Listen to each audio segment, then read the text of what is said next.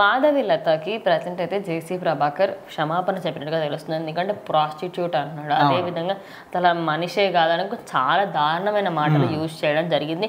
మరి తాను సోషల్ మీడియాలో ఇంకొక వీడియో తర్వాత చాలా బాధపడుతూ ఏడుస్తూ ఒక వీడియో పెట్టిన దానివల్ల ఈయన క్షమాపణ చెప్పాడని ఏం జరిగింది? క్షమాపణ చెప్పినంత మాత్రాన అన్న మాటలు మాత్రం వెనక్కి తిరిగి రావు. అది కూడా ఒక ఆడపిల్లని అనరాని మాటలు అన్నారు.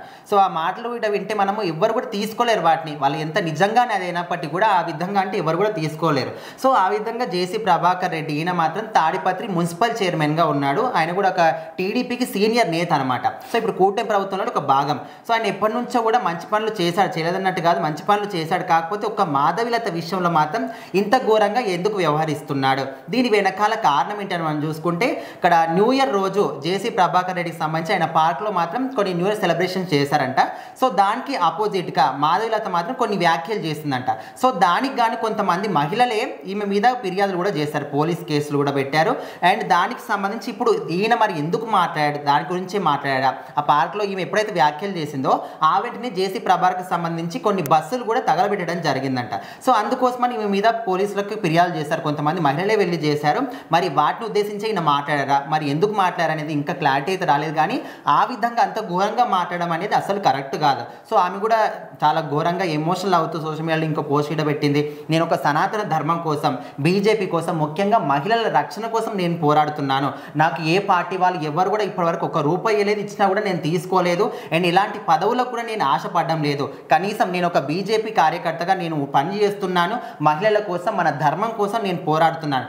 అలాంటిది నేను ఎవరికి ఎప్పుడు కూడా ఇలాంటి అనుచిత వ్యాఖ్యలు చేయలేదు, ఎవరిని ఉద్దేశించి నేను మాట్లాడలేదు. కనీసం ఈ వ్యక్తి పేరు పిలవడం కానీ ఆయన గురించి అనుచిత వ్యాఖ్యలు కూడా చేయలేదు. అక్కడ జరిగిన సెలబ్రేషన్స్లో ఈ విధంగా తప్పు జరిగింది, దానికోసం నేను చెప్పాను తప్ప ఎవరిని ఉద్దేశించి నేను ఇలాంటి బూతులు కూడా మాట్లాడలేదు. అలాంటి నన్ను ఈ విధంగా చేయడం ఎందుకు, నేను ఎవరికి ఎలాంటిది అది చేయనప్పుడు నా గురించి ఇంత ఘోరంగా ఎందుకు మాట్లాడాలి? సరే నేనేమైనా మిమ్మల్ని తిట్టాను, ఇంతకు మించి ఇంకేమైనా ఘోరంగా తిట్టాను, కనీసం ఏదైనా చిన్న చిన్న మాటలనే తిట్టాను అనుకుంటే ఓకే, నన్ను అనండి, నేను పడతాను. కానీ నేను ఎలాంటి తప్పు చేయనప్పుడు అక్కడ ఒక తప్పు జరిగింది, దాన్ని వేలెత్తి చూపించడమే నా తప్పు అని మీరు అనుకుంటున్నారు కాబట్టి ఇంత ఘోరంగా తిడుతున్నారని ఆమె చాలా ఎమోషనల్ అవుతూ ఒక వీడియో కూడా పోస్ట్ చేసింది. సో మొత్తానికి ఈయన మాత్రం క్షమాపణ చెప్పినట్టు తెలుస్తుంది.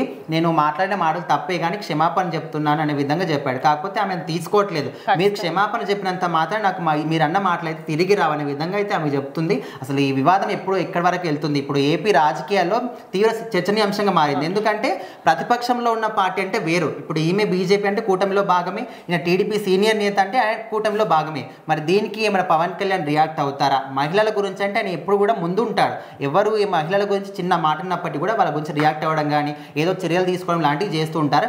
మరి టీడీపీలోని ఒక సీనియర్ నేతనే ఒక బీజేపీలోని ఇక మహిళల గురించి ఈ విధంగా మాట్లాడడం కరెక్ట్ కదా అని అనుకుంటున్నారు. మరి పవన్ కళ్యాణ్ రియాక్షన్ కోసం అయితే వెయిట్ చేస్తున్నారు.